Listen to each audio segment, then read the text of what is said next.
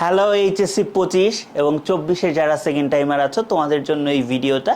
আর তোমরা যখন এই ভিডিওটা দেখছো তোমাদের জিএসটির পরীক্ষার আর 6 থেকে 7টা দিন আছে এবং অনেকেই আছো যারা মেডিকেলে পরীক্ষা দিয়েছো বা ভার্সিটিগুলোতে পরীক্ষা দিয়েছো হয়নি, এবং জিএসটি তোমাদের কাছে লাস্ট রিসোর্ট অনেকের কাছেই, যে সরকারি একটা জায়গায় পড়তে পারলে তো বেশ ভালোই হয়।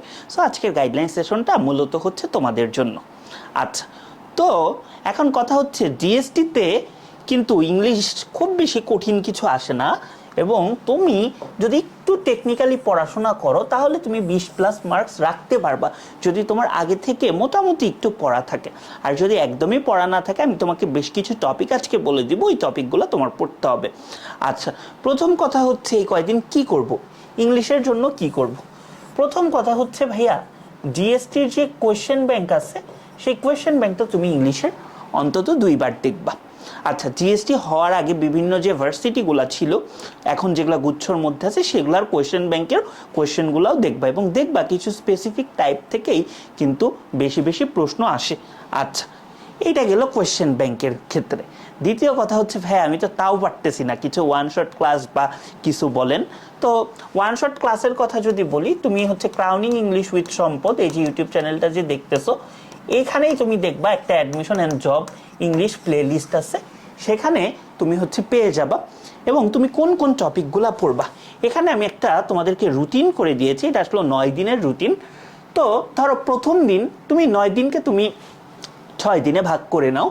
ধরো তুমি এই যে প্রথমেই পড়ে নিবা নাউন রিলেটেড যেগুলো আছে, noun, determiner, number, gender, pronoun, adjective, adverb. এখান থেকে আসলে তুমি কি পড়বা, খুবই মানে ডিপ লেভেলে পড়ার কোনো দরকার নেই। জাস্ট তুমি যদি একটু সুপারফিশিয়াল লেভেলেই জানো যে অ্যাডজেক্টিভ অ্যাডভার্বের মধ্যে পার্থক্য, ধরো এনাফ শব্দটা অ্যাডজেক্টিভ হিসেবেও ব্যবহৃত হতে পারে, অ্যাডভার্ব হিসেবেও ব্যবহৃত হতে পারে, এই ছোট ছোট জিনিসগুলা। তারপর ধরো নাউনের প্রকারভেদটা যদি একটু জানো, সাফিক্স প্রিফিক্সের ব্যাপারগুলা জানো, কমন জিনিস, তাইলেই হয়ে যাবে। এবং জিএসটি সি এবং বি ইউনিটের প্রশ্নটা অবশ্যই দেখে যাবা। তারপর ধরো ভার্ব রিলেটেড আমাদের যেগুলো আছে, ভার্বের ডিটেলস খুব যে বেশি লাগবে তা না, ট্রানজিটিভ, ইনট্রানজিটিভ ভার্ব বা কমন যেগুলো আছে, ঠিক আছে, কমন ভার্বগুলো একটু দেখবো।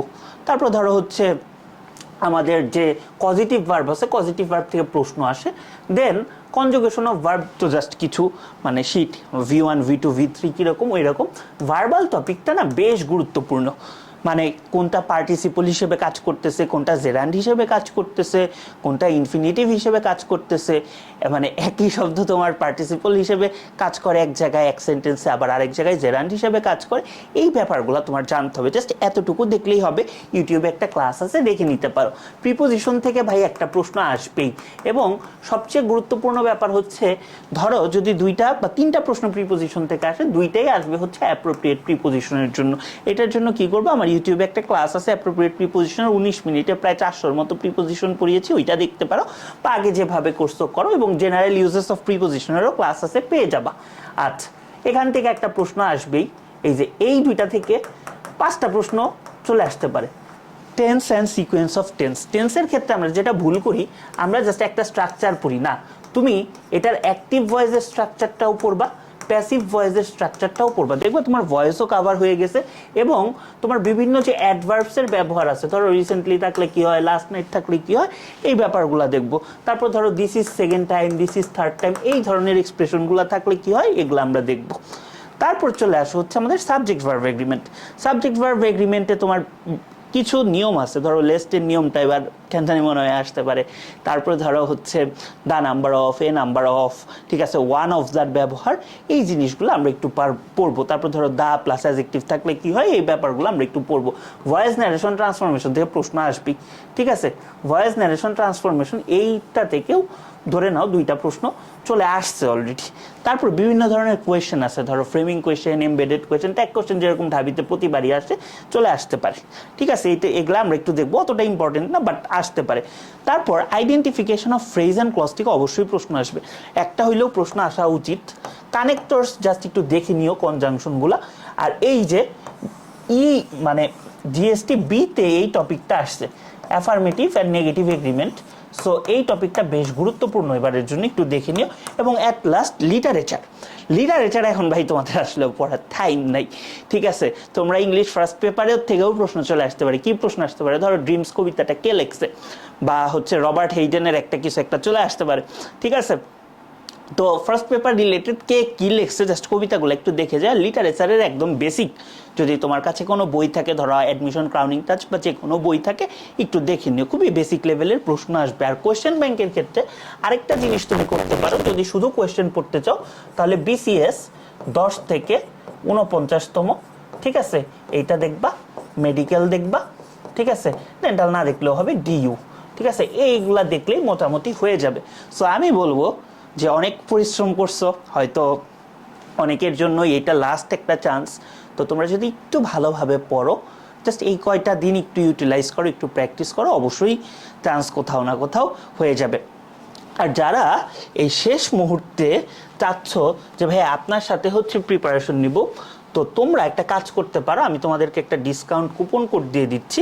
তোমরা জাস্ট গুগলে লিখে সার্চ দিবা www.crowningenglish.com.bd।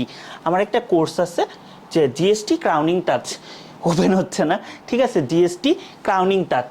তো জিএসটি ক্রাউনিং টাচে তোমরা কিন্তু ভর্তি হয়ে যেতে পারো। জাস্ট লগ ইন করে এই যে অ্যাডমিশন সেগমেন্টে এখানে যাবা, গিয়ে এই যে কোর্সে ভর্তি হই, এখানে 200 টাকা দাম দেখাচ্ছে, বাট একদমই শেষ মুহূর্ত। এবং আমি এটা আসলে ইউটিউবে ফ্রিতেও দেওয়া আছে, তোমরা যদি মনে করো যে ফ্রি কন্টেন্ট দেখে এনাফ তাহলে তো হলোই, বাট এখানেও আমাদের 100 জনের উপর স্টুডেন্ট ভর্তি হয়েছে লাস্ট মুহূর্তে। এটা তো মেইন ব্যাচ না, মেইন ব্যাচে তো আমাদের অনেক স্টুডেন্ট ছিল। তো এখানে ওয়ারিয়ার্স লিখে তোমরা জাস্ট অ্যাপ্লাই করবা, অ্যাপ্লাই করলেই দামটা মাত্র 150 টাকা হয়ে যাবে। এটা জাস্ট একটা ওয়েবসাইট চার্জের মতো, ঠিক আছে? তোমরা এই যে এই 9টা ক্লাস, তারপরে হচ্ছে আরও 2টা ইম্পর্টেন্ট ম্যাটেরিয়ালস পাবা। একটা হচ্ছে এই জিএসটির ইংলিশ কোশ্চেন ব্যাংকটা পাবা, আরেকটা আছে আমার সেই বিখ্যাত 369টা বাছাইকৃত এমসিকিউ, যে এমসিকিউগুলা থেকে অ্যাটলিস্ট মানে জিএসটিতে 18-19টা অন্তত আসবে, ঠিক আছে? মানে ওই কনসেপ্ট থেকে অ্যাটলিস্ট 18-19টা আসবে, 20+ চলে আসতে পারে, ঠিক আছে? অ্যাডমিশন এমসিকিউ ফাইনাল পুশ এই বুকটাও পেয়ে যাবা। সো আমি বলবো এই কয়টা দিন একটু ভালোভাবে প্রিপারেশন নাও, ঠিকঠাক প্রিপারেশন নাও, অবশ্যই তোমার দ্বারাই ভালো কিছু সম্ভব, তোমার দ্বারাই চান্স পাওয়া সম্ভব। বেস্ট অফ লাক সবাইকে।